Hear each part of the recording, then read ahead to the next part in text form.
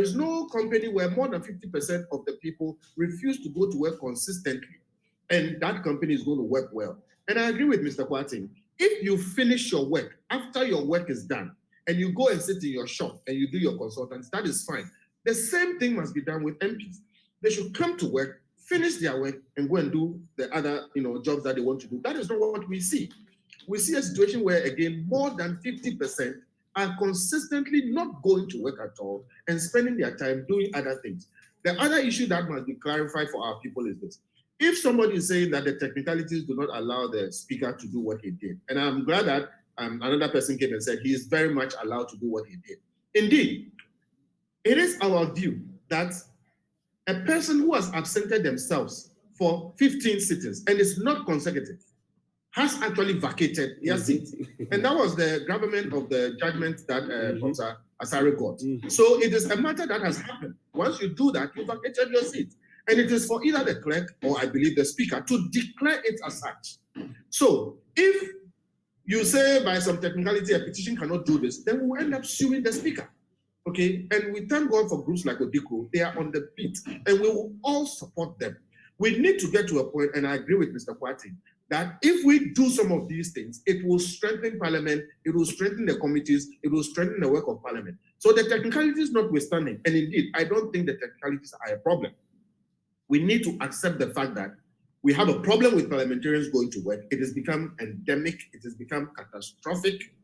It has to be solved. We cannot leave it to only parliamentarians to solve, because Honorable Muntaka has shown us clearly that they will do everything to defend themselves, even if it means defending their own. The speaker, in this particular case, should the speaker or should Parliament be accepting, as it were, petitions from ordinary Ghanaians for such purposes, other than those that are taken through to MPs?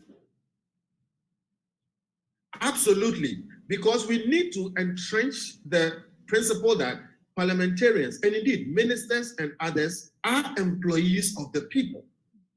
Our parliament is not sovereign. It is different from the UK parliament. And I don't want to go into the technicalities, why some of them will not be there. They are not sovereign. So we should take those petitions. Indeed, that is why there's a lot of push for even private members' bills. We need to make sure that we have a healthy interaction between Parliament and the people. There is a tendency for parliamentarians and Parliament to, go away from the people. They can easily lose touch with it. The suggestion is that if you allow it that way, unbridled, there's going to be the opening of the floodgates where political mischief, opponents will try to undo one another using that vehicle. But I practically have a problem with that, because if you have not absented yourself for 15 days, why should you be scared of anything? Exactly. So if you have not committed that problem, there will be no situation where that will happen. And if it happens, it will be thrown away. That is one. Number two, it doesn't mean every petition will be considered. So indeed, there will be a system process that takes away all the rabble-rousers and the troublemakers. And then three, most floodgate theories are fantasies that never occur. There will never be a floodgate where people are going to be sending things. And indeed, Parliament will have a way of dealing with it. Right. So the principle must be clear that there must be a system in Parliament that allows citizens to participate in what goes on.